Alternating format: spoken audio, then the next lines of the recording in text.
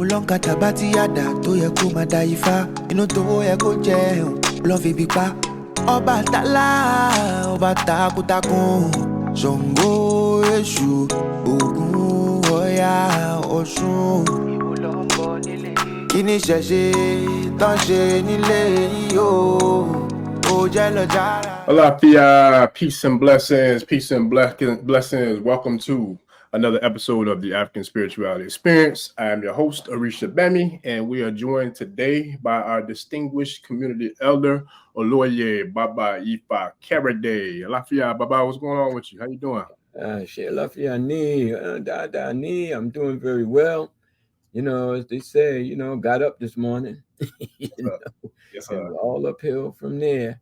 Yes, And I'd like to extend a warm ekabo to all of our listeners and to, as usual, give homage to the ancestral and give homage to those who are so immersed in Isese and Ifa that we are actually doing the work and living the wisdom and planting the seeds of wisdom upon the heads of the generations to come.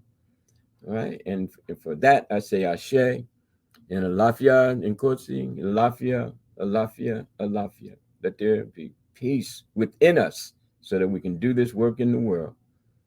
Yes, sir. Yes, sir. I appreciate that, Baba. And yeah, with today being this good Oshe Obatala Day, we're ready to get this good creative Obatala energy going up in this thing, man. So what's good, Nkosi, Lafia, Ni, Queen, Liquid Waters, Agbo, Ato, how y'all doing, family? Appreciate y'all for joining us.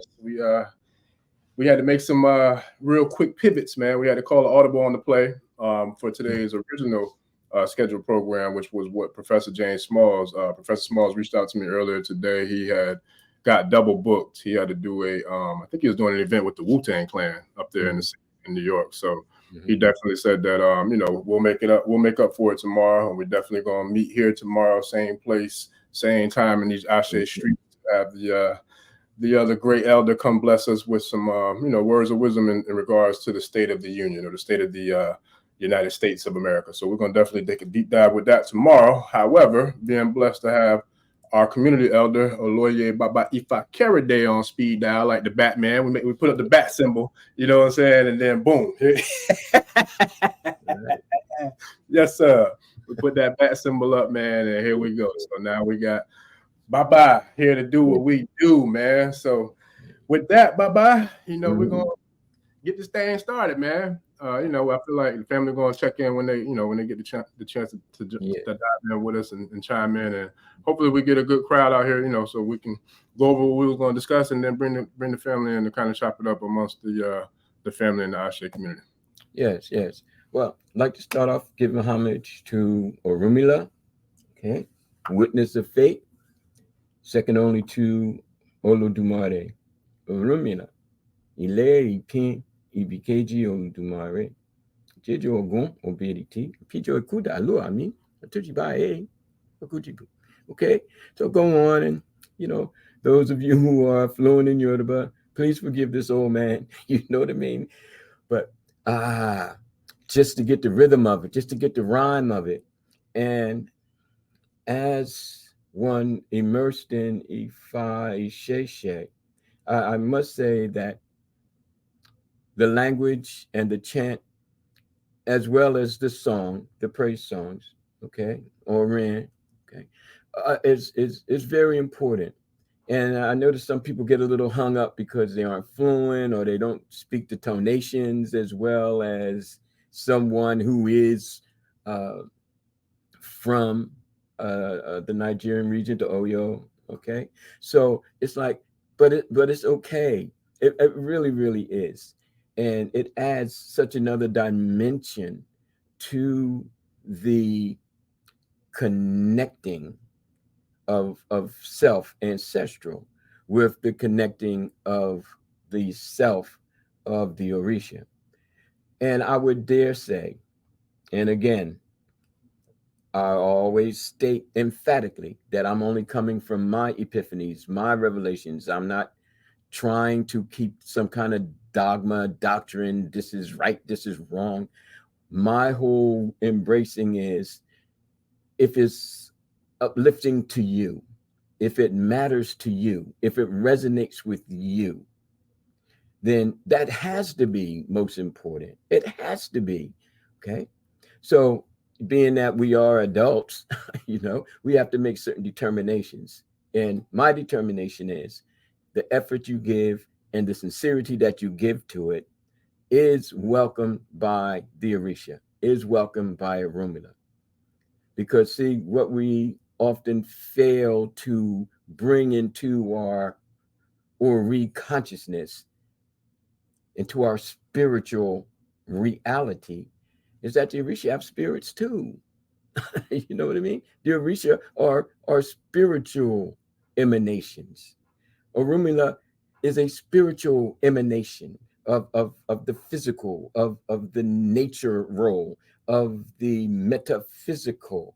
So if we can harmonize with their spirits, then all of the this and the that and the up and the down and the right and the left, it begins to have less of a ring of importance, if I dare say. All right. So I always like to set the stage to let people know, again, there are many strings on the guitar, there are many tones on the drum, there are many voices that bring about the harmony of a people. Okay. And I please, if you are uniquely set, which you were born to be, then be uniquely moved to embrace Ifa Isheshe. Okay.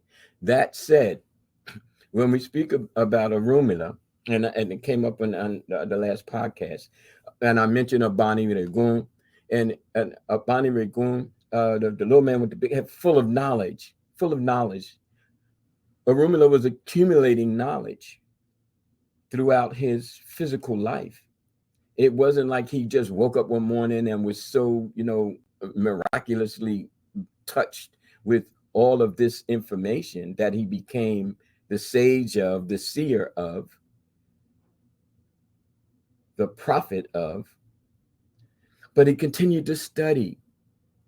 And there are people who came from miles around to study with him, not just to be ebos with him and, handle my situations and all of that.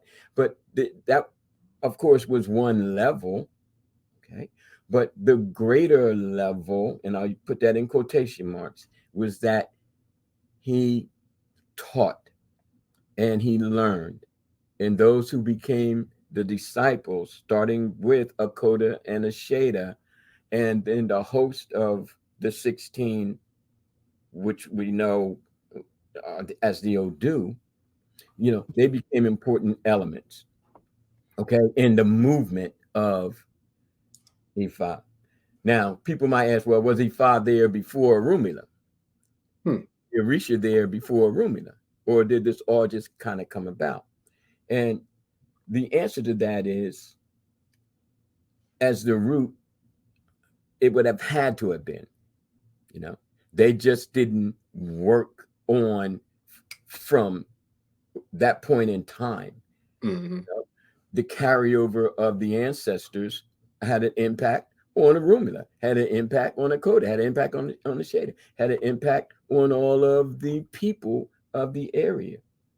Now, we're going back to studies that state that Orunmila, or the teachings of Orunmila, are based in a corpus that existed 6,000 years BC. The earliest findings of artifacts and people inhabiting the area that we now know as Nigeria, okay, goes back with a strong 9,000 years. Then, of course, it goes back even more so. We miss out on that because it's not a matter of focus in the Western education. Okay, we miss out on that because it's not a focus in Western indoctrination, the Abrahamics, Judeo-Christian Islam. It's not a focus at all. And we lose out on that because of the media, the mass media does not project that. And of course, all of this reverberates from the impact of enslavement.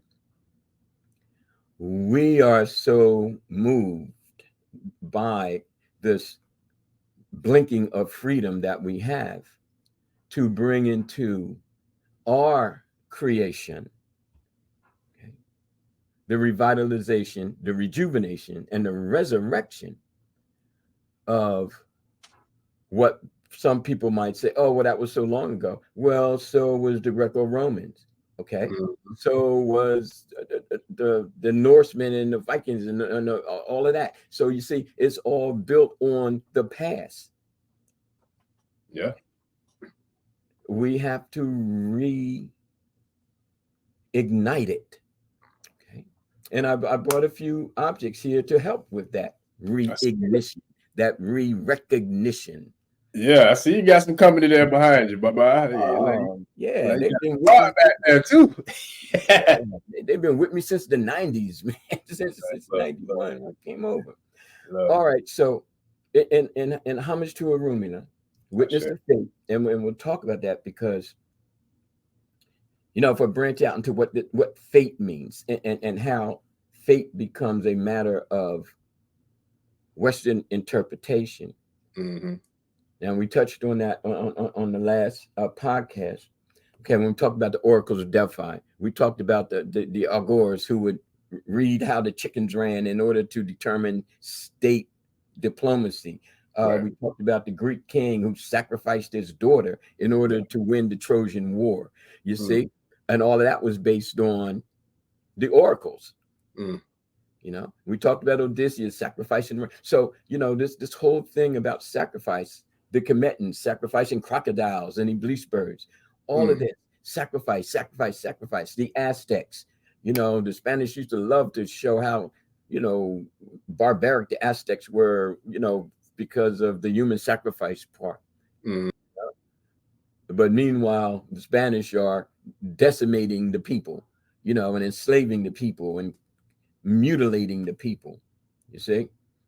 So that, in my mind, through my eyes, that was the human sacrifice in order to win the land, in order to overtake the resources, and to blatantly state via the doctrine of discovery back in the 1400s, the Catholic Church saying, yeah, it's okay to do it. Yeah, they did, you know, under the guise of Christianity. You know, we have to Christianize the heathens, you know, kind of thing. But anyway, all of this forms the backdrop, and it empowers and enforces what we now know as prior knowledge base, the PK. Yes, sir. All right. So, any questions or statements thus far? No, yeah, I think everybody was just soaking it all in and taking it all in. But I wanted to throw a couple of little statements out there real quick too before we dive into the you know, the whole town hall discussion aspects of today's conversation. But you know, I want to give a shout out to the Queen who commented on the post on the channel earlier about, you know, kind of like what we were talking about on the last podcast in regards to how the political debate and the presidential run and all that was affecting people. How it was kind of getting people into a bit of a tizzy, you know, cooking people's cornflakes, as I would say, burning brownies and all that good stuff. But it was like, you know, it's a lot of foolishness going on. It's a lot of it's a lot of friction that I feel like it's causing.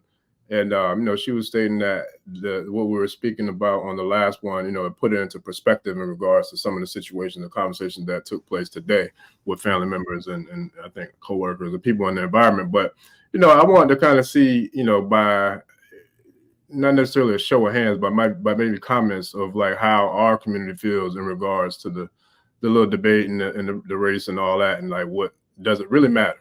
Because I'm from the belief system that it doesn't really matter who's in office, because they were selected, you know, 4, 8, 12 years ago anyways, and the one who's coming after the Trumper is already selected, and the one after him is like, this is already, it's predestined, it's premeditated, it's already, it is what it is, it's going to be what it's going to be. And to me, that's just my personal opinion. But if we talk about, you know, the electoral college and all this other stuff, it's so many different dynamics that play into how this system is ran and how, you know, it's upheld by those who sit in the back that we for the most part don't know anything about, the people who really call the shots or who really, you know, pull the strings to the puppeteers. But with that, how, if any way, do you feel like impact us, those of us of the Isese Ifa, you know, tradition, in regards to, does it really matter? Does it have an impact in regards to our personal journey, our personal life, or our collective as a community, or our collective as a culture? Does it really matter which one of them is calling the shots or sitting in the seat? Because I'm from the thought process of, I think the whole system needs to be torn down and rebuilt, you know, from the ground up. I feel like the power needs to be snatched from the one by the 99%, and the 99% we need to reorganize and recreate collectively, is how I would see it. But what do you think about that? Okay. Of course, I'm trying to keep everything tied in. Okay. I know you're going to, you know, really go deep with this with Professor Smalls, you know, so I'm just going to skate around it. But I skate very well. Okay. So don't take that as a slight. All right. All right. So does it have an impact on us? Of course it does. Okay. Everything has an impact on us. Every single historical, I call it the heavy hands of history. And even though there are people who over grasp it to the point of strangling it, and people who like, you know, hey, it's gonna be what it's gonna be, you know. The truth of the matter is we have to survive. Okay. And that's where it doesn't make a difference. And that's what we kind of echoing in terms of the last podcast, where we have to stick with the internal and to be fearless and to stand for what we stand for, regardless of who's in office, regardless of what's being done. And then when we come to a realization that no matter what, various groups within a system, regardless of what the system is, to include the African traditional, and I'll use traditional in quotes, I'll use African civilizational, because there were factions within our own cultural reality that warred against each other, okay, that imprisoned and enslaved, okay. So did that matter in terms of how the people who held Isese and Ifa close to heart? Okay. Because if it did matter, we wouldn't be having this discussion today. Because there were carryovers, in spite of the heavy hand of history, in spite of the political upheavals, in spite of the wars between the nations. Okay. So it depends on where we are. Where, you know, where we are with Ifa and Isese, because there's some people about, like, you know, all these sacrifices and all these prayers to the Orisha, and she still lost. You know what I mean? All these prayers to Jesus and all these prayers to God, she still lost. All this money we gave and all this time we spent, she still lost. Well, guess what? Somebody was going to lose. Yeah. And I'm not being what's the term, pessimistic, right? But I look at demographics and I say, Black folks in this country make up approximately 12% of the population. 12%. And a majority of that 12%, because of legal, you know, entanglements or whatever, imprisonment and illiteracy, okay, don't have the opportunity to not only make a good choice, but to vote at all. Yes, sir. You see? So out of that 12%, you got maybe 7% who are isolated from the political arena. And I'm saying, well, you know, these Oyimbos, they might say they ain't gonna never be another Obama, and especially if it's a female.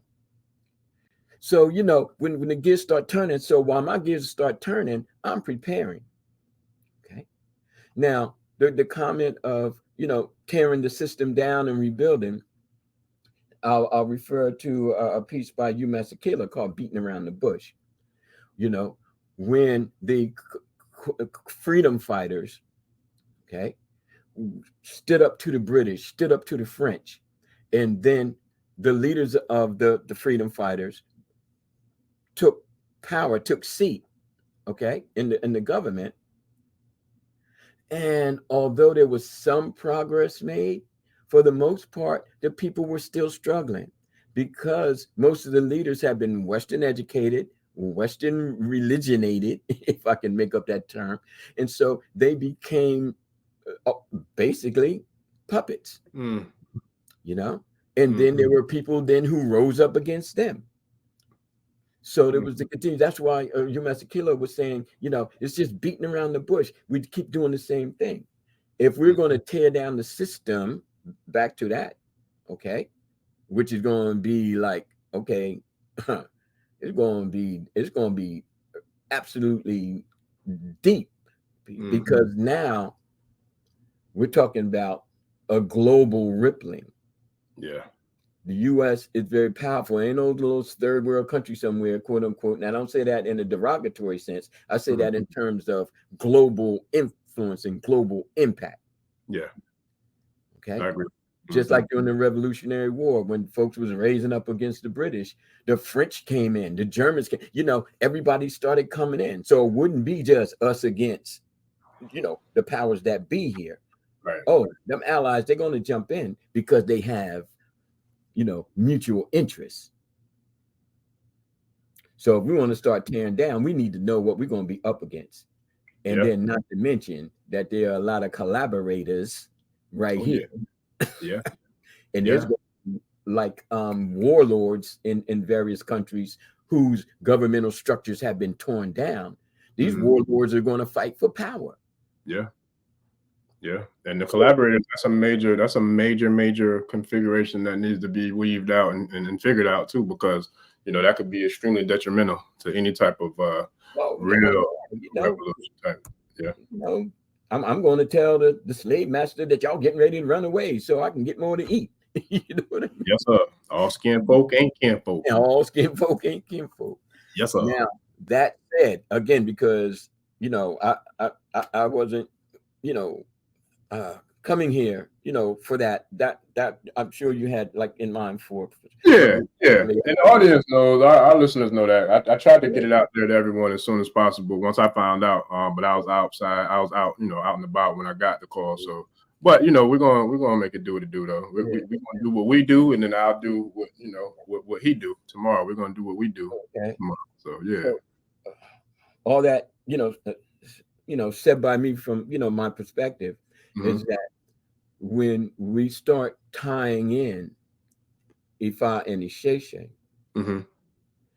first of all, if we can't govern ourselves, how are we going to govern the larger geophysical statement? It's kind of okay, for people to kind of jump up, it's going, but if we can't do it on a grassroots level, if you will, if we can't do it on an educational liberating movement, if you will, okay, like the Panther Party, the Black Panther Party, for example, if all of the egg bays can't get together, if all of the Babas and ears can't get together and say, look, we're just not going to keep doing this on a Elay to Elay basis. We're going to start creating a tribal nation kind of feel where you have people of the southeastern region and they have theirs, and you have the people of the northeastern region, and you have the central, and then the west and northwest, and then the heads of these states get together. Because if you're going to tear something down, you need to have a way of governing and building it back up. And relatedly, having divinities as a part of the nation, divination, back to that, right, is to say, all right, well, who are your divinities? What is your source of power? Yeah. Because 99.9 of you want to get rid of white folks. Yimbos, but 98% of you have still got, the white Jesus syndrome, you know, and the white guy comes from in the prison. So we start putting them back together, and those people who are Christian or even Muslim, here we come in as Ifa Initiations. We need to be careful of that. Yeah. We need to be careful of that. Yeah. You know? So yeah, all we can do as far as I'm concerned, you know, with Ifa Initiations is get our ish together. Yeah. You know, get up off our Isese and get to, you know, crystallizing what's happening to us. Yeah. You know, crystallizing. The downfall doesn't mean the end. Right. Okay. So now how does that connect back to Orunmila? Well, all of these other faith factors have a prophet figure. And they rally around that prophet figure, be it Jesus or Muhammad, even Buddha. You know, as peaceful as Buddhism is said to be, oh, there were some wars going on in India with the Hindus. It wasn't all that, okay? It wasn't all that nice little ride to Buddhism, just like the Christian wars were fought in Europe. You know, nations against nations, you know, the Christians trying to war and take over. However, their rallying cry was in the name of, okay, and their prophet figure was, you know, part of the faith figure that, you know, I'll give my life for Jesus, I'll give my life, you know, for Muhammad, you know, I'll do all this. But then we look at the Ifa Initiations folks, and it's like, okay, most don't even know who Orunmila is.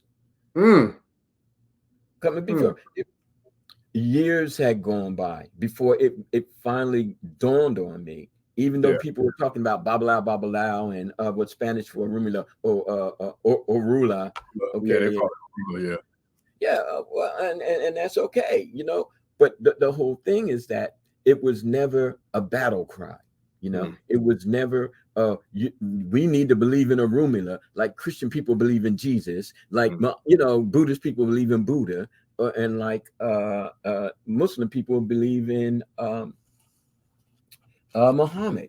You understand what I'm saying? There's no cohesiveness to the name. There was no movement behind the name. Baba, yes. Let me ask you a quick question. When it comes to, I got two quick ones. One is when it comes to Ifa, right? Now, I've read and I've heard different things. I want to get your opinion based upon your PBK, your prior base knowledge, and what prior knowledge base, man. You keep twisting prior knowledge base. Prior knowledge base. Look, I'm tired. I've been hustling hard, man. You know, but hey, but it's all good. But with that though, which one out of the two? Because I've seen and heard different stories for both, but I would like to hear your take on it. But which one out of the two would be, I would say, either higher ranking or has more influence in regards to the Ifa culture initiation out of Obatala and Orunmila? Well, as far as the faith, and I'll just, you know, call it the faith. Okay. Definitely Orunmila. Okay. There's no debate. Now, if you were to ask me between Obatala and Oduduwa, then it would be like a little ping pong thing, you know, what's happening. I've seen that too. Yeah. But you know, legends become myths and myths become religions. You know, people ritualize the reenactment to the point where it becomes crystallized. It becomes carved in the stone of the culture. And what most people don't take into account, it's like when people reenact the whole crucifixion thing. They have people dressed up like Jesus and, you know, struggling down the street with the cross and all that kind of stuff. So the continual reenactment becomes ingrained. It becomes even a part of a genetic transfer, because trauma isn't the only thing that's transferred. In terms of epigenetics, learning is also transferred. Yeah, Ashe is too. That's what I'm talking about. And then a baby coming into the world, seeing this, it becomes ingrained. Okay? How many pictures do we see about Orunmila? How many rituals besides I got to make an ebo, do we have around the Odu and Orunmila? Right. Okay? These are important factors when it comes to the movement of a people based on their given faith. You see? And if one thing, and I'm gonna tap dance around the political statement, because I'm an advocate, so I get busy with it, is that if one thing that comes out of this came to my meditation this morning, okay, is that, and I repeat, we can take this and tighten up our game. We can take the letdown of those who had their hopes so high, and then have not only the heavy hand of history, but the heavy hand of reality, in terms of white male symbolism. But I told people that back before the political race even started. Okay. But the whole thing is, now, if that's what we have to deal with, then daggone it, let's deal with it. Get up off the knees and get your head out your hand, and we're just gonna pray some more, or we're gonna make elbows and all kind of this shit already done. You know what I mean? Yeah. So what are we gonna do? We got to handle our business. Yes, sir. And the cry of battle has to have Orunmila, has to have Obatala, has to have, of course, Eshu, Oshun, Yemoja, Shango, come down, Ogun. Okay, let's make this happen. Yemoja, Olokun, let's make this happen. No time for shuffling and jiving and woe me and all that kind of stuff. We're Isese Ifa. And if anything we need to tear down, is this wall that connects us to the Eurocentric. Let's tear that down. Yeah. And then see what we can reinvent and revitalize amongst ourselves. Here are the tools. I brought them here to show, from my Ojubo. Okay. And because I want people to see it. I want people to see it. We come out of the basement. Oh, it's so mystery and it's so this. Come on, really? We ain't in kindergarten. Yeah. We grown people. That whole infantizing that we've suffered through.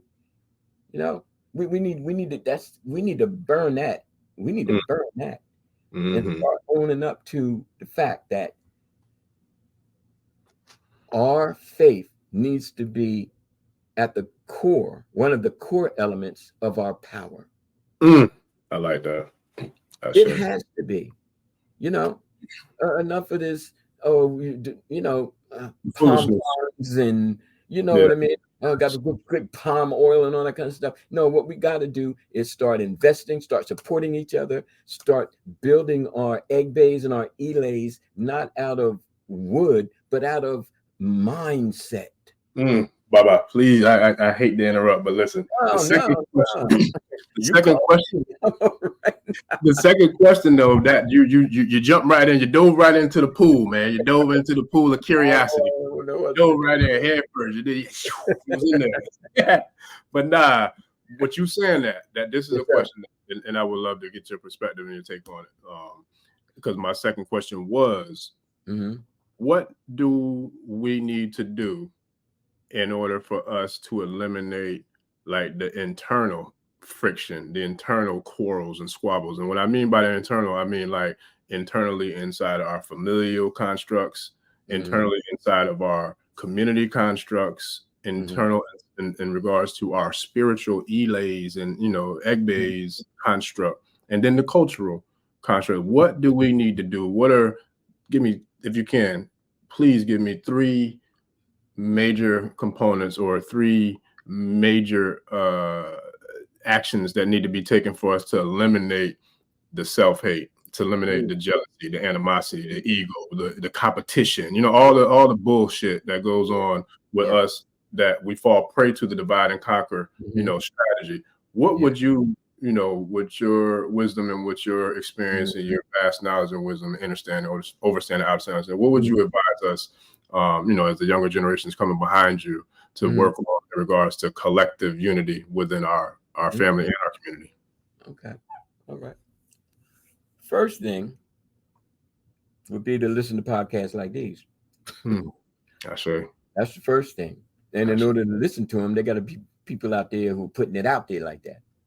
You know, no regurgitation, no whatever. Odu, well, we got to have a yearly Odu and all that kind of stuff. It's like, what? So yeah, a whole Odu for the year for the whole. No. But we have to sit down and say, okay, Orunmila, I'm not looking for the Odu for the year. I'm looking for how to best guide my people, and then disseminate that, not just for the year, okay, but for life eternal, as we spoke about on the last podcast. You know, I've never been impressed. Well, the Odu for the year was Agbe Oyeku, and it's like, okay, well, what is that really changing for the masses of the people? You know, I want to know the Odu to kind of tell us what to do in terms to increase the literacy rate. I want to know what the Odu is to help increase employment rate. I want to know what the Odu is. Okay, that's going to bring about a lessening of the mass incarceration of our people. You understand what I'm saying? You know, we're kind of still stuck in the playground. Okay, and it's like, you know, and please forgive me, I'm not saying that in any derogatory sense. I'm trying to get across that we're not addressing those issues that dismantle the problem, because we're still playing with this. We're still playing with this. What Odu is going to help us to deliver our people, not just, oh, well, the Odu said, you know, nobody should eat pecans for the rest of the, really? You know? But Odu might say, okay, all of you start volunteering, you know, to help the young Black kids get their history up and get, you know, start little programs, do a little something, put it out there on Facebook or whatever. Even if you get 10 likes, you know, do it, because that's what you're set to do. Yes, sir. And in that way, your mission becomes greater than your little personal problems and squabbles. Because it's like, I got work to do. And that's what Isese means, does it not? You know, I have work to do. You know, I have to spring forth from my generational. Okay, I have to. Okay? Because other than that, I'm playing into the game of divide and conquer. Okay, so that's one thing. Okay, to kind of get to work and quit over worrying about that. These nations in Europe, for example, they fought against each other. They fought against each other to the end, all the way up to World War II. They were fighting. They were fighting back pre-colonial, much less colonial. But there was a group of them that said, you know what? We need to stop this foolishness, because there's a whole world out there that we can use now that we got our war thing together and we got our war machines and technology together. There's a whole lot that we can do to conquer the freaking world.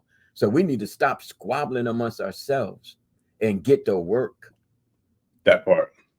The Berlin Conference and all of that. And that's exactly what they did. Yeah. Okay. Oh, yeah. So that's point one. Okay. Point two. Okay. I know a lot of people are going to be mad at me for saying this, but oh, shucky ducky. What you got, man? What you got? in a metaphorical sense, son, please bear with me, people. Okay, we need to tear down these delays.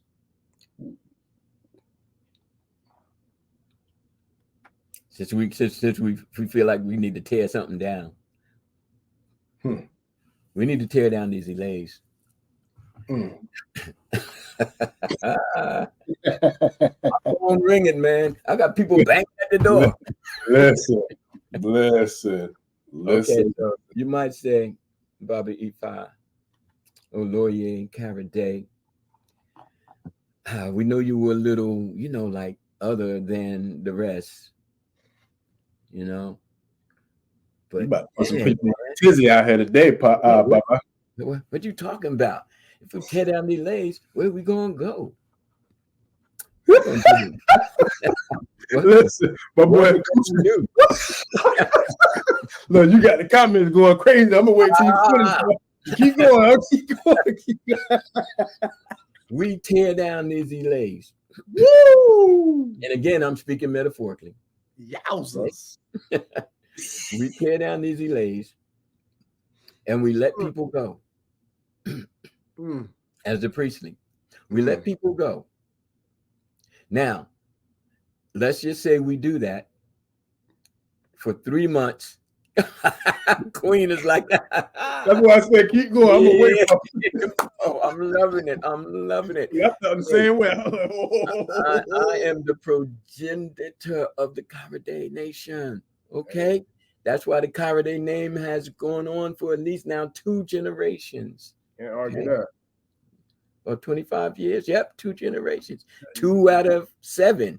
Got 5 more to go before it takes off into something else. Anyway, tear the daggone lays down. Tear them down for 3 months out of the year. And let people live the Elay. Let people become the Elay. Let them develop their own personal relationship. Don't keep people stuck on the reenactment of the ritual and the ebo of the ebo. Because folks got to get their ovaries together, and they can't do it if they're always sitting at the pew. Yeah. Or in front of the sacred object carved out of stone or wood or whatever you can get your hand on, and not really getting into the you that you should be bowing down to, because you don't have the freaking time for it, because you've been raised to think that it's everywhere else but inside of you, even when it comes down to Isese, because Isese has been gentrified and Christianized.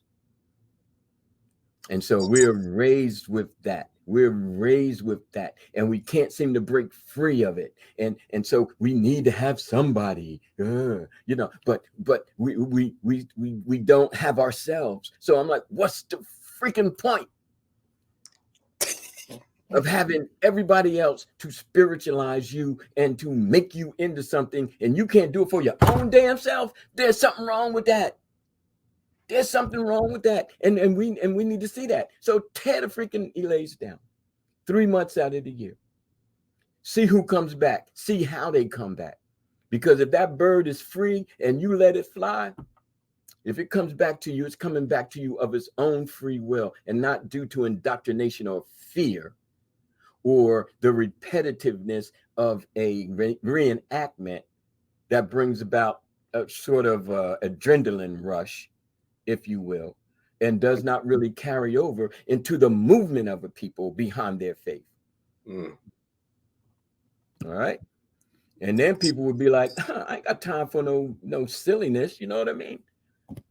I took this time to get my kids together. I took this time to put the faith into motion, and not just go to Elays like I'm going to church. That's 2. You need more? Because I got more now. Hey, you do what you do, man. Look, I ain't look, like my boy Kosi said, boy, he firing cruise missiles a night. I ain't finna get tangled up in no tizzy with no cruise missiles. Not me. So let's get grown up about this. Yeah. Okay. And then when we do have certain kind of misunderstandings, we do, like, and I'll put this in quotes too, like a lot of the independent communities that exist right here in this country that are self-governing. You got a Jewish community in New York. Police don't even bother with them. Atlanta, they got one in Atlanta. I saw one at the Baba house, to the Balogun's house not too long ago. They got one up there in the A. Well, it's a little outskirt, but yeah. Are they not more self-governing? Are they not more circulating their schools, own stores, own community, own. I think I might even have their own. Don't quote me, but maybe even police department. I can't remember, but when I have him back on here, we'll dive right on it up into that thing. Okay. For sure. Well, Yes, sir. for sure, they have some form of dealing with. Okay. Yes, sir. And even in some of the Chinatowns and all that kind of stuff. Yep. They have their own ways of dealing with their own. Yes. Okay. Facts. And that's right here in this country. That's right here, right now. I can get in the car and go 25 minutes up the road, if not 15. And it's like being in a whole nother world. Yes, sir. You very rarely even see a police car. People around there, they built their communities. Mm-hmm. So perhaps we should have on the list of things to do, okay, bringing forth a greater sense of community based on counsel.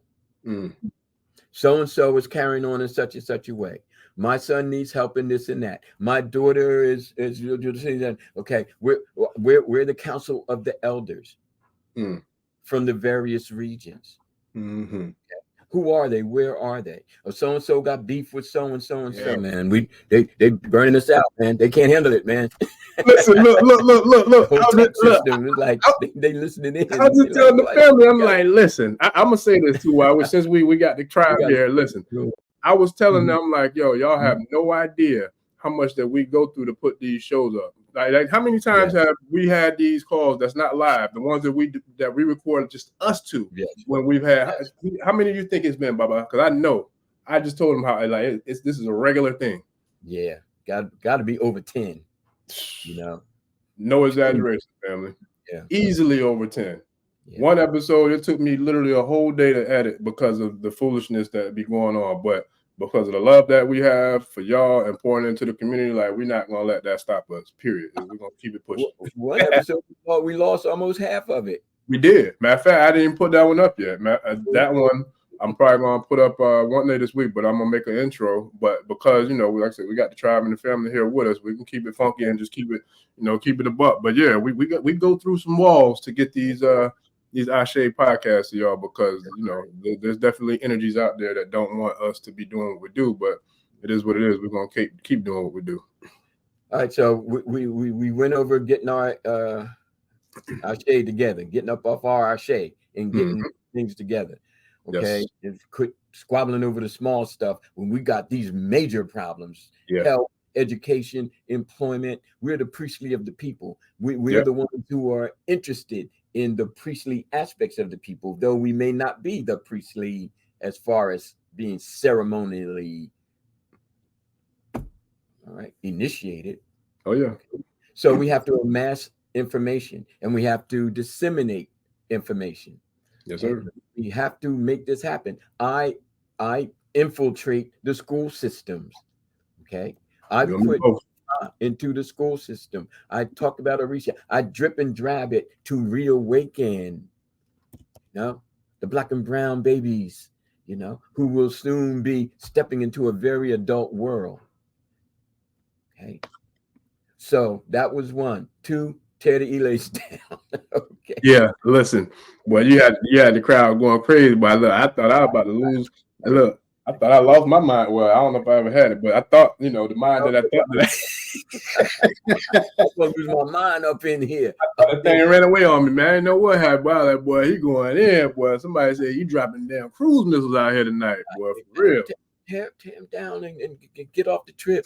And then another way to kind of deal with it. Oh, we talked about having a governing, and I'll use that term loosely, a council.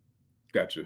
A council, whereas an arbitration can be reached and honored, whereas in understand. Now we're going to stop human beings from being human beings. Oh, there's going to always be beef. There's going to always be trouble, but we lessen it, we diffuse it, so it doesn't become the destruction of our people. Yes. Okay. In those groups who foster that destruction, we need to have ways to kind of put water on the fire, and have these individuals, give them an opportunity to work their peace out. Yes, that part. To work their peace out. Is it going to have an effect on everybody? No, you got some folks who are already so broken, you know, bad upbringing, bad education, bad breaks, incarceration, gang affiliated. They 40 years old. It's going to be kind of hard to say, yo, man, you need to come, you know, they still run in the street and all that kind of stuff. Okay. In every nation, you got those groups of people. Okay. That's just part of life. I don't care if you want to call it a African or European or Asiatic. That's just those level of people. But there are also level of people who build the civilization, you know, and who keep out of the squabbles because they got to build. We have better things to do than to be against each other. We really do. Yeah. And they have to be a model to the up and coming. Yes, they sir. say, well, Baba Ifa and so-and-so had a little bit of disagreement, but it was handled almost to the point where you didn't even know that it was all that. Yeah. Because nobody was fanning the fire. Nobody was getting all fueled up and feel as though, you know, they were so disrespected, they got to go shoot somebody. You know what I mean? Yeah. What? It's not serious. Right. So, yeah, so we draw back, but it's going to take strength to do that. It's going to take wisdom to do that. And where do we get our strength from? We get our strength from the spirit of we. And the spirit of we is directly connected to the spirit of the Orisha. And where do we get wisdom from? We get our wisdom from the essence of Ifa and who's at the top of that, circling, spiraling through us. And that is Orunmila. Ashe. Okay. And that's why even with the Warriors, and I know I'm kind of jumping off a little bit, but hopefully I answered your question in terms of you did. Listen, start to think about doing. Yeah, do what you do, Baba. That's what this is what tonight is for. Today is a State of the Union or State of the Address for the Ashe community, man. I want to, dive in because, like I said, I've been talking to you about doing the live streams a lot more often, and I'm definitely, I take pride in doing the work, man. Keeping your word and all that. So it's difficult at times because there's a lot of challenges that we go up against. But I see you brought out the good old Opon Ifa, and yeah, I see. And that's hold on. Let me highlight you real quick, Baba. Okay, thank you, brother. All right, good people. These are the tools of transcendence. Let's just call it that. The Opon Ifa. Okay, the board. You notice the carving at the top of the board. I don't know if you can see it directly, but those carvings represent Eshu. Yes, sir. We see him. That relationship with Eshu and Orunmila is like two sides of a coin. Can't have one side without the other. All right. This is the Eshu that was bestowed upon me in Ejibo back in 1991. Okay. Still vibrant, still here. Laterite stone. Okay. This is the Eshu Elegba. Here, because I know many people go to get readings, quote unquote. Okay. Divinations, and don't even know that this is the Opwele. Okay. These are the palm pods utilized, and this is how the Babalawo ascertains the Odu. Okay.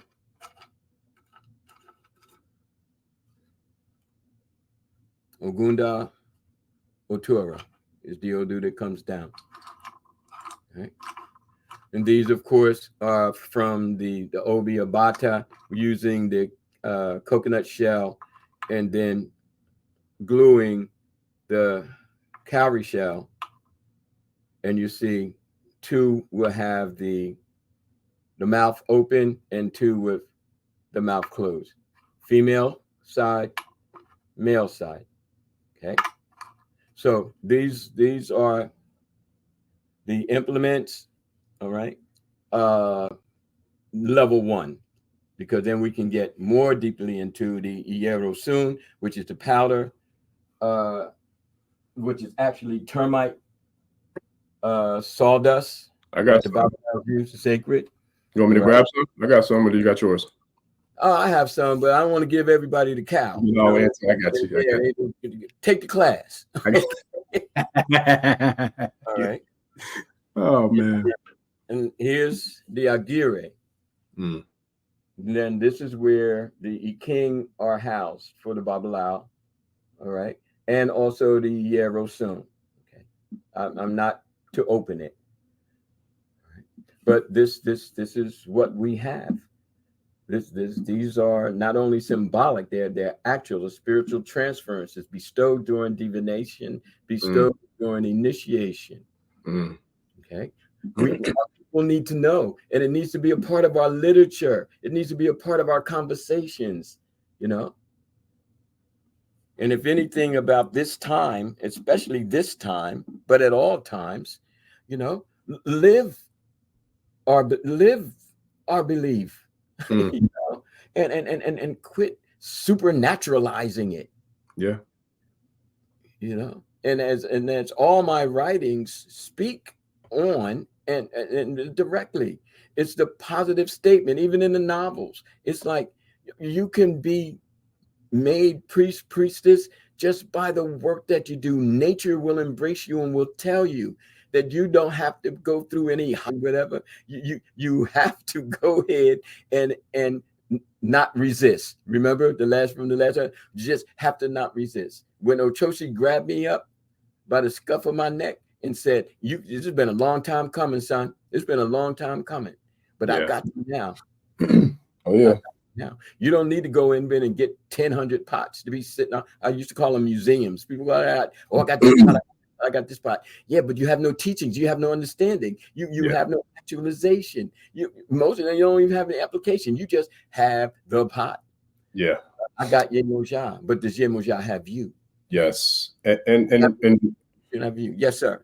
Yeah, I was gonna say to that light, some of the people that I've been connected with or connecting with and been working with, coming from some of the houses that are from like the Lucumia, Santeria, Condomble, you know, all the predominantly Latin houses. But there's, you know, unfortunately sisters and brothers who are coming through those houses that are receiving initiations and receiving pots and receiving, you know, their Orisha, but not getting any kind of training, teaching whatsoever on how to work with their Orisha or their pot, to the point where, you know, sometimes being told don't bother them unless it's a special occasion or unless it's, you know, and I'm like, well, what? You know, it just didn't make any sense to me because that wasn't the way I was, you know, brought into it. So that's a major wall blockage and disconnect that I feel like we definitely have to figure out ways to incorporate the proper training, but also to make sure that we distribute the information that can hopefully help enlighten and empower our brothers and sisters who have made it to that path and who have made it, you know, through the room to becoming in Baba Orisha or Iyala Orisha or, you know, Iyani for Babalawo, etc. Because to me, it's like it's defeating the purpose, you know. But unfortunately, if you don't know no better, then what are you going to do? You know what I mean? So that's something that I really appreciate you. I'm gonna give thanks for you doing that. You know, especially though I wasn't expecting that, but for you to do that on the live stream, like that's dope. Yeah. Okay. And we've perhaps seen this or not. Okay. Again, I'll open this, but I have another set of Iking inside. Okay. And this is called Ikunle Abiyanmo, which is, but Ikunle is the kneeling position. You see, she's kneeling. Let me not make a mistake here. Okay. Can you see, brother? Yes, sir. Yep. Yeah. I see it, Baba. Yeah. Okay. And this is symbolic of motherhood. Okay. This is symbolic of being one who is raised by Ifa as a mother would raise her child. You see? And of course, you know, we have the hen here. Okay. Ile Ife. And some people say Ife means love. My studies and experience indicate that Ile Ife is the place where land was spread. Okay. And now again, Ile Ife becoming the holy city, if you will, for Isheshe, for Ifa. Orunmila spent time in Ile Ife. There's even a temple built of Orunmila's Ile in Ile Ife, our sacred city, okay, on the mound of Itashe. Okay. And yes, I was there, and yes, I knelt at Orunmila's shrine inside of the Ile, inside of the temple. It was a very moving experience, and I shared it in Ojise, the best I could.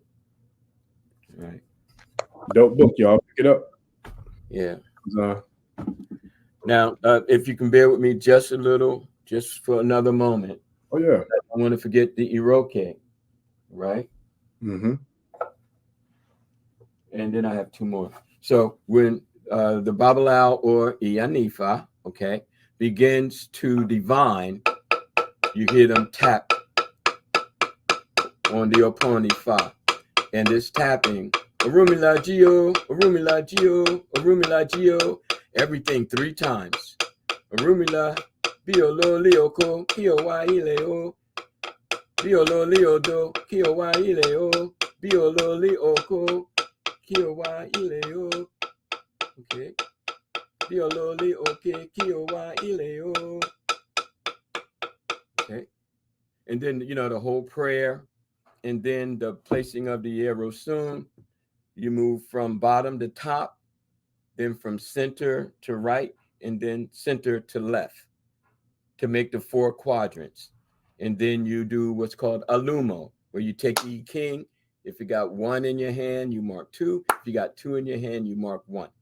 Okay. So that there's a whole methodology behind it. And people can go to Nigeria and get initiated and come back and still not know anything. Listen, you dropping a whole master's class out here tonight, man. Well, it's time everybody to get on board, because I told you, Spirit talked to me this morning. I'm going through my walk. I'm going through my Tai Chi. I'm listening to the wind. And I knew when I hit the door who won and who lost. Because if Kamala had won, folks would still be up partying. Oh, yeah. Yeah. Okay. There wouldn't be this air, especially, I live in an urban environment. You know what I mean? It was like, boom. I said, yeah, shit done going down. Okay. But the wind was like, it might go down, but that don't mean you got to go down. But we're going up. We going up. Yes, sir. We here now. Pull out your weapons of mass liberation. You know what I mean? And get to getting. Yes, sir. Call on your Eshu, call on Ifa. That's what they're here for. Yes, sir. And we've survived enslavement. We've survived wars amongst each other. Yes, sir. Just like Christian folks fought against each other. And Protestants grew out of Catholicism.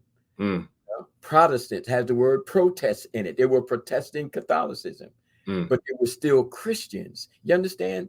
I feel as though I may be protesting a certain way that people, go about Ifa Isheshe, because it's not, oh, you are. Trust me. Benefiting. You definitely are. Mass. We're not making any changes. We're just dancing around the fire of who we've been drawn with. Yeah, some bullshit. Now, this is what Miles have. This is the Osun. What's the matter? I'm just laughing because when you keep going in, and I love it. Look, I'm here for it. I am here for it, boy. I love it. Yes, sir. Get loose. Get dangerous on, bro. I'm just a drum, bro. I'm just a drum. They playing me right now. Look, I'm here for all the smoke. I love it. Boy. Hey, I love it. This is the Osun. One of these should be in every Babalao's home. So when you walk in for divination, or my brother Babalaos and Iyanifas out there, if you don't have one, please get one. Okay. And however you consecrate or make sacred that which is an extension of you, then do so. Okay. Again, I've had this since 92. Okay. And it's like, okay. And so, you know, you hear the bell. Okay. Right. And this is also called Iye or Eye, Ile, the bird of the house. Okay. Bird went for divination. Bird was unable to bring forth offspring. Orunmila divine for bird. Okay. Bird heeded the Odu. Bird made the Abo. Bird was then able to become the progenitor of birds. And in doing, bird left the essence, the spirit of itself, to give thanks to Orunmila as a progenitor, that which brings forth. Okay. Now we call it the Osun. We see the Osun when we get our Ajagun, our warriors. Okay. The Osun is not in the Okoko, it's not in the pot. It's the little rooster system. We talked about that when we did the warriors. This is said to be a reflection of the Babalaw's Osun, because even the Ajagun must be guided, and they're guided by Orunmila. Okay, and yet if I stand it up straight, you see it stands kind of tall. I can get it back, but there are shorter ones. I got one over there that's a little shorter, but I like this one because when I bring down the Orunmila. Okay, all right. We have work to do. All this stuff in the world ain't nothing new. Yes. Baba, let me ask you this for some, because I'm pretty sure we got some people who may not know. But let me ask you this for those who I'm assuming are just, I feel like some people probably would like to know if they don't. But now, when you say Osun, is that the same Osun as the deity, the goddess Oshun, as in regards to the river? Look at the difference that you just said. You said Oshun. All right. Excuse me. I'm trying to get this down. No problem. Okay. Got it. Because this would be my last statement. Osun does not have the dot under the S, therefore no SH sound. So if we see the dot under the S, when we're reading something in Yoruba, okay, then we know that it has a SH sound. Like Shango would be S dot under A-N-G-O. But in the English, we would say S-H-A-N-G-O. So Osun, Babalawo, Oshun, goddess, Orisha. Got you. Okay. Appreciate you. Lastly, another piece, you know, one of my apetebis back in the day, from again back in the 90s, made sure that I had an Apo, APO. Now the Apo is the bag that the diviners carry, and in their bag, of course, is their King and whatever else they need to put in there. Their EB with the bone, the stone. Now, I have all of that in my Gary one. Like last podcast, we talked about EB and Oshogbo. Okay, so yeah, EB is us, Yoruba, and then when the Ire or Oshogbo, that's I don't know how that became a part of the syncretism, but whatever. It's still like good fortune and misfortune. All right. But at any rate, we carried in the bag. Okay. And when I used to go out everywhere, I would have my bag. Okay. And inside my bag would be my divinatory implements. Okay. It's called Apo. And there was a time when there was so many Babalaos walking around with it. People started calling them the Apakta, which was basically, you know, carriers of the Apo. Okay.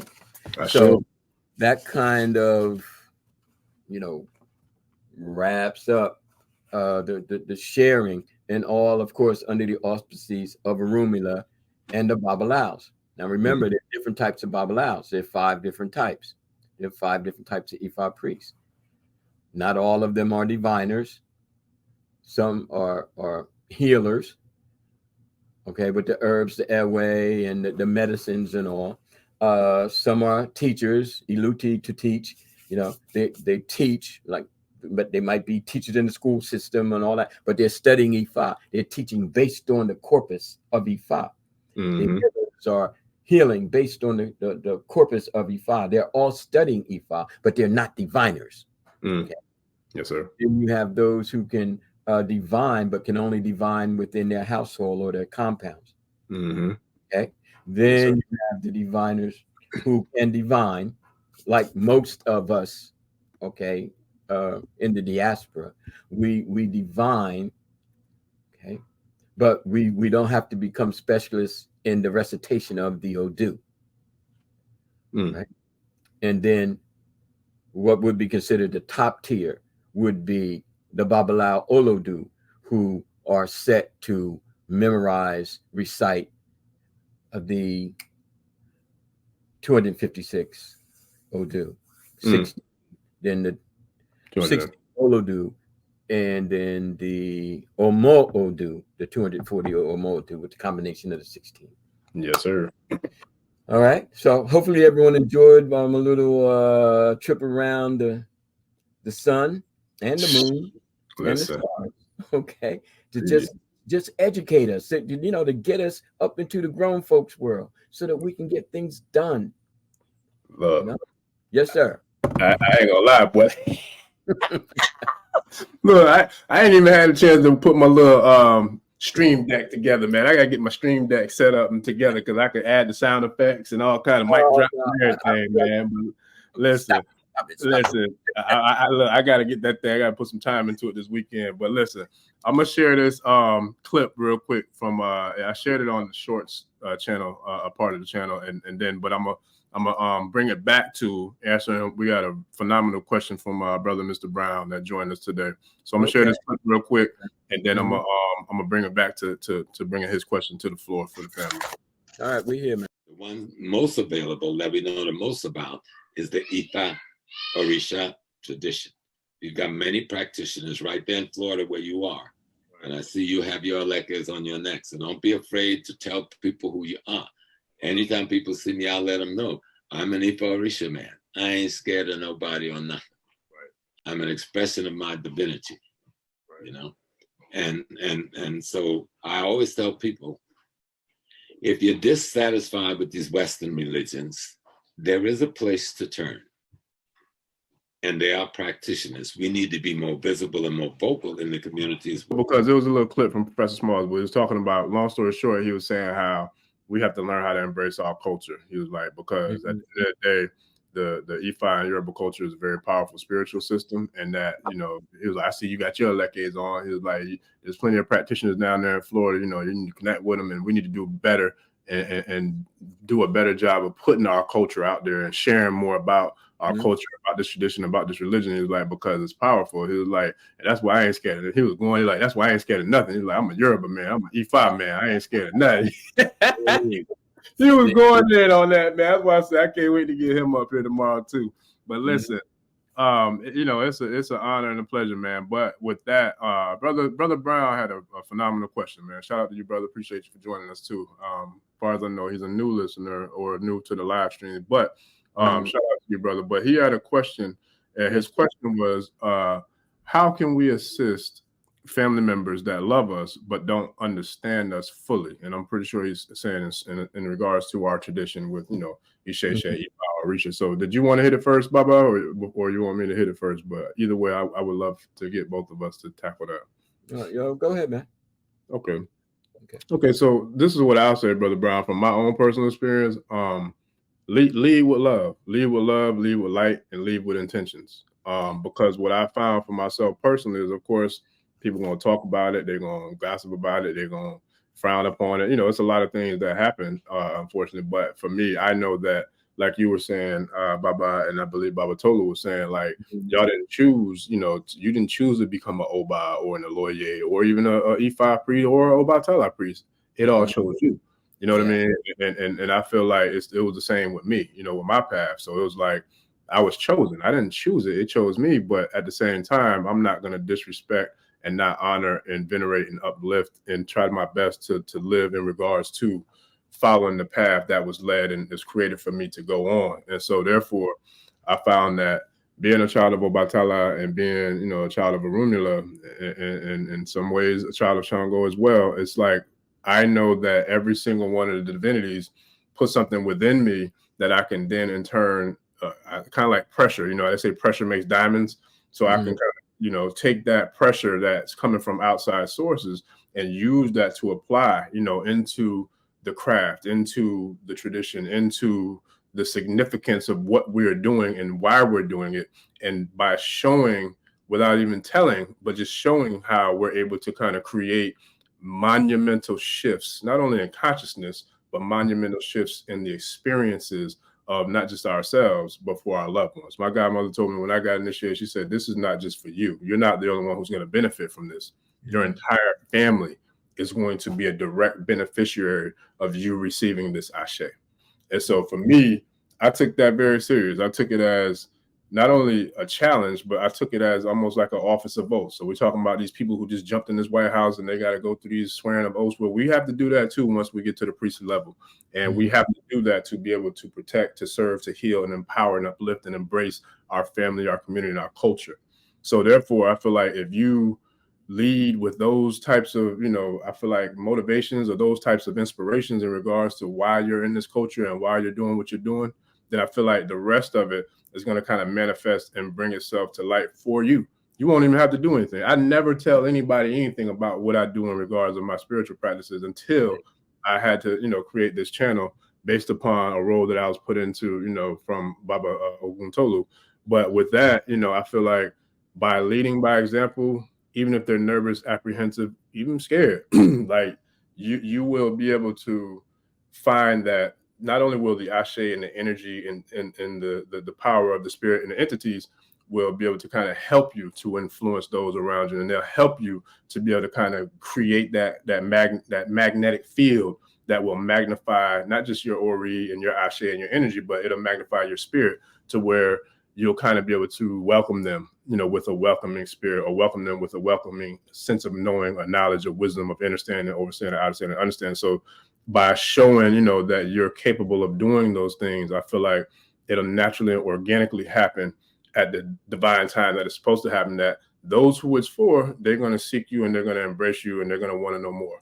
Those who it's not, you know, you just kind of, you take it as it is and you know, meet them where they are. You know what I mean? And I feel like that's what I've been doing on my journey and my path. And I ain't gonna lie to you, bro. I'm amazed that, you know, I've given family members days, you know, for protection. I've given family members shiggities, like little baby shoes to put in front of their home. So it's like I never would have thought in a million years that I'd even be talking about the culture religion, let alone doing work and giving totems and giving, you know, items to them for the sake of, you know, protection or healing or growth, etc. So you'd be surprised on how powerful the power and the spirit of Orisha is.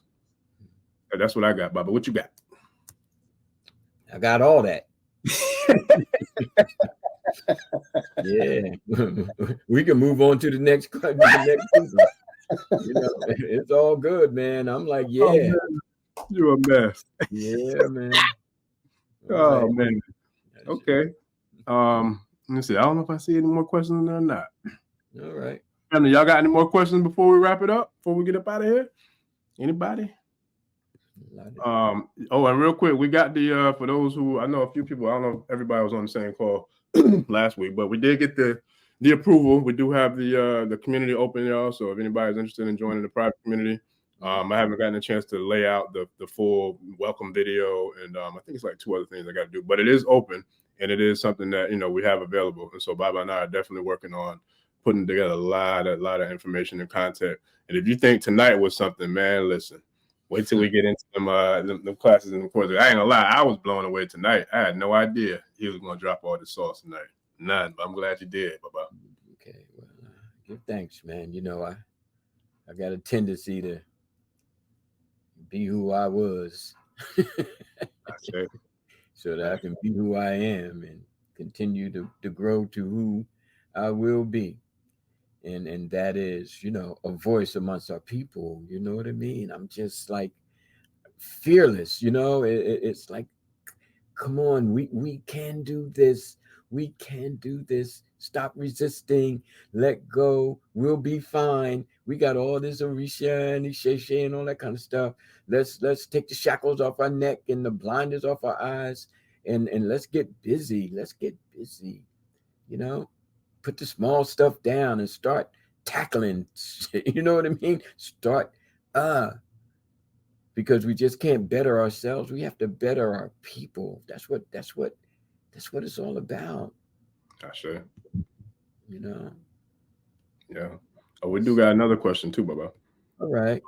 It is, was the Odu that came from what I think it was supposed to be, what was the Odu that came from Oyeku Otora? I'm not understanding the question. You know, what do you want? Like the verses and all of that, you know? So I'm asking if he could post the question. Yeah. But yeah, that was dope. That was definitely dope. You know, it was a powerful conversation, as I knew it would, as it always is, man. I definitely appreciate you, Baba. Yeah.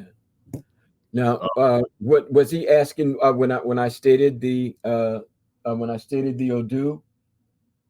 You see, sometimes we get lost in the translation, because when I was showing the Opole, it cast, and then the Odu came down. Yeah, see, that's what it was. Okay. It was Ogunda. Was it Ogunda? Otora. Gotcha. Okay.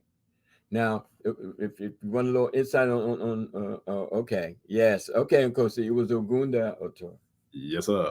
So I'll make it brief. Okay, I want you to kind of start looking at the Odu, and this is a masterclass kind of insight that I'm sharing with you, is that look at Ogunda, and what do you see? Ogun, da, that to exist, or that which comes. Ogunda, Ogun is coming. Ogun is here. Ogun exists. Ogun. Okay. Now I could be wrong. There could be some, you know, another accent which might make it Ogun, you know, which has a whole different meaning. But when I go into the Odu, Ogun is like, yeah, I'm here. Okay. And Ogun talks about not letting the canoe capsize, so to speak, you know, because when we were on the river, especially the Odo Oya, the river of Oya, basically now called the Niger. Okay, we had canoes, and the canoes, we were transporting goods, and we had building of not little, you know, Euro caricatures kind of thing, but thriving cities with produce and trade. And it was like people started to see that we can't have people and we can't have situations that would tip the canoe over. Okay. Because not only is it, you know, a questionable loss of goods, it could be a questionable loss of lives, a questionable loss of effort, all that went into the harvest, all that went into the business of trade. So we have to watch out that we don't let the canoe capsize. Okay. And we have Ogunda Otora, speaking of truth. Okay. Otora is the sign of truth, the sign of being truthful. The Odu Otura, when marked, is shaped like the Ankh, light, dark, light. Okay, so now we're looking at the power of truth amongst the people, so that they keep balance, so that they do not let the canoe capsize, so that they don't start letting people in who disrupt the harmony and the movement that is taking place. Okay. And Kosi, I'm gonna leave it there. All right. Hopefully that answers your question. Okay. Sure. And definitely how it relates to what we're talking about here today. See, don't I just throw the whole plane. It's like, okay, boom, had the divination of the day. And I'm like, well, let me just, take it and out through it. Bam, bam, bam. Okay, well, yeah, this or that. Oh, that's, okay. But see, we can talk about that gift. Yeah. Oh, yeah. Yeah. Because we were talking about that earlier, how it all, synchronicity and alignment is extremely divine. Extremely divine. All right. So now we know what we have to work on. We can't let the canoe capsize. We have to transport our goods. We have to be true to the essence of Ifa. Yes, sir. And like our ancestors before us, we have to keep it working, moving, and not just being theatrical and ceremonial and, driven by the crumbs of the who we were, and getting all excited, and not to say that we don't need people to do that. We obviously do, we need people to reenact. We need people to go out and make elbows, and we need people to do what they do. But we also need people to take care of this part. It's a collective effort, man, for sure. Exactly. Collective effort. And we can be in harmony. It doesn't have to be one or the other. All hands on deck. All hands on deck. And not every hand is doing the same thing at the same time. And we need to fall out of that little syndrome too. Like we just fell from the sky. Everybody, there were times even in the spiritual city of Ife when people were rising up against Ifa. They didn't like it. They know they were getting real troublesome. They were getting real, stupid, behind a lot of situations.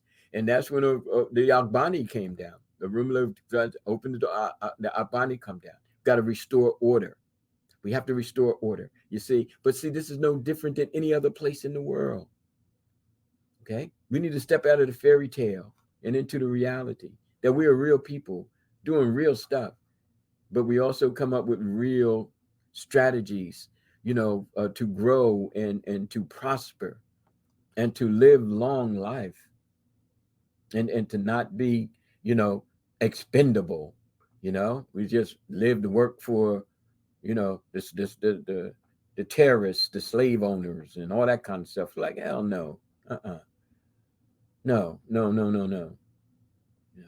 Or to serve, no. That's right. Yes, right. We got some. Yeah, we got some very psychic. Well, I shouldn't be surprised that they're part of the community. But Queen B, she be picking up on things, man. I think she did it last week too, if I'm not mistaken, on the live stream. But yeah, it's funny that you say that, right? So, Baba, I'm gonna let. Can you answer? Can you just it says Baba Orisha Baby. My name Baba Ifa Karade. Well, come on, just come out. Would you just tell me? Nah, it's funny. So yes, Queen, answer. You talking about it? Yeah, nah, it's amazing that you did it. But honestly, yeah. And I was telling Baba, so my book, Young Kings, right? This book came out in 2020, and it was born out of struggle. It was born out of to keep me out of depression, to be quite blood raw and real. So the backstory real quick is that in 2019, going into 2020, I was hitting my stride as a speaker, as a professional, going into becoming a professional public speaker and consultant. And of course, COVID hit and it shut the world down. So I wasn't able to do what I love to do, which is now I figured out, podcasting and a lot of other ways to do it. But back then I didn't know what I was going to do. So I kind of, had to find myself to keep myself going down to a really, really dark place and a dark hole by not being able to do what I truly love, which is talk and, empower and uplift our people. And so I was like, okay, my spirit kind of got to me.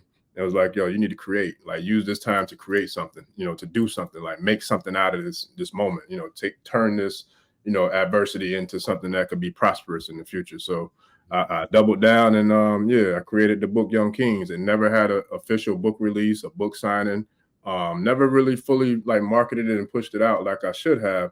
But that's because of COVID. I wasn't really in a position to get in front of people and to kind of work with people with the information. But to answer your question, absolutely yes. I'm going to be creating a curriculum based upon the principles that were written in this book. So I'm going to take the book and create a whole curriculum and a program, a virtual program for our young kings. And I'm thinking right now, the age range is probably going to be between, I'm thinking maybe between 10 and 20, 21, 22. And of course, there can be like different tiers to kind of tailor it more specifically. But overall, I know I'm thinking like that young brothers going from elementary to middle school, and the young brothers coming out of like high school, college age into young adulthood is who I really, really wanted to target with this project, because there's a lot of information that what I did is I kind of time traveled back to when I was in that age range.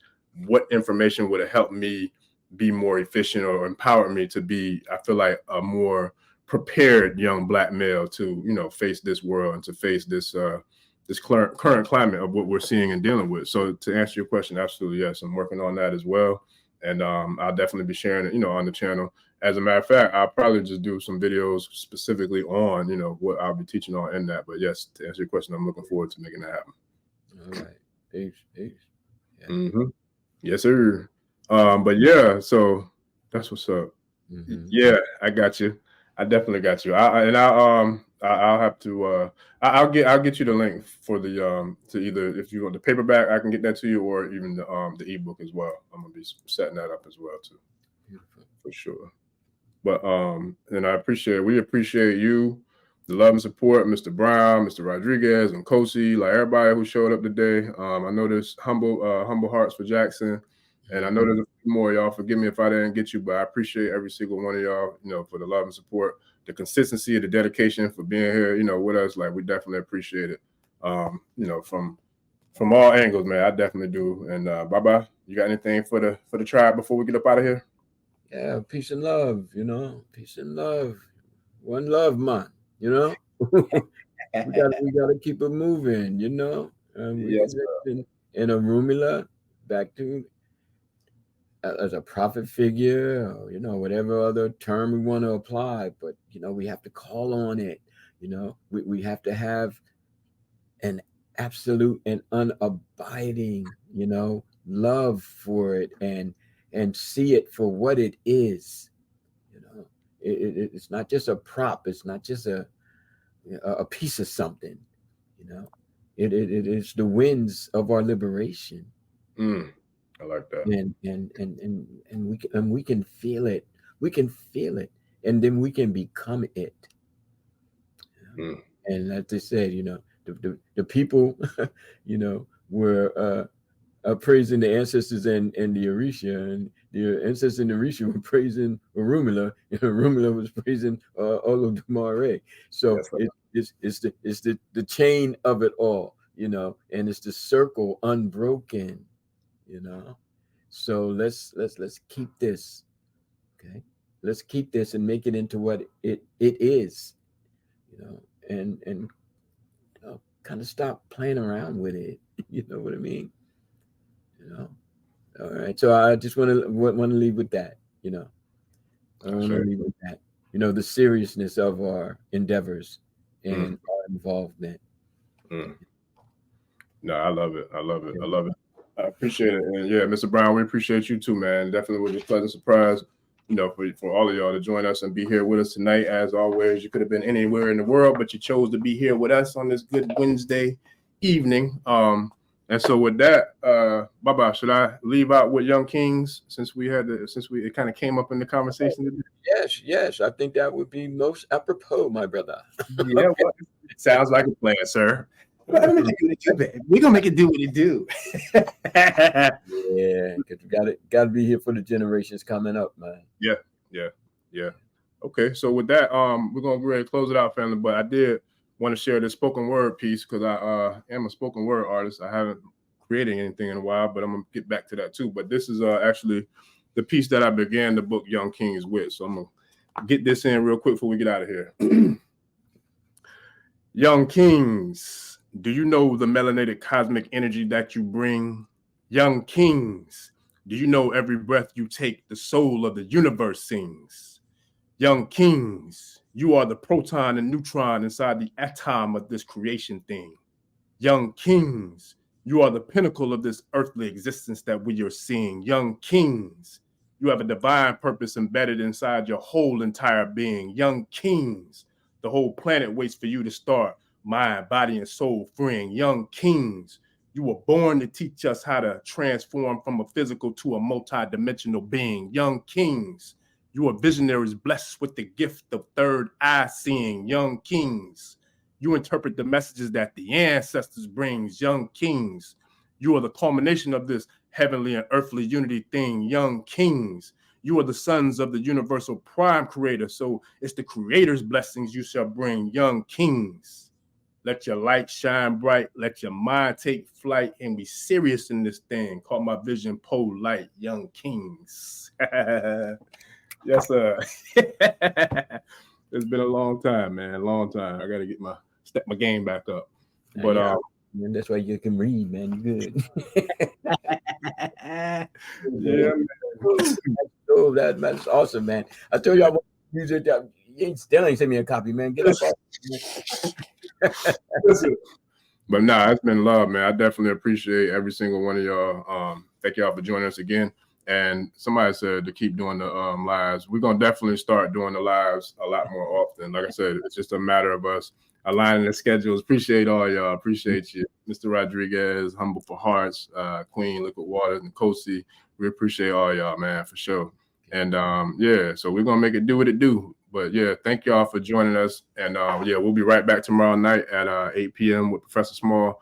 And yeah, I'm gonna keep on, just locking and loading and keep on making it do what it do, bringing this Ashe to these Ashe streets. For sure. And Kosi said, get up. Yes, sir.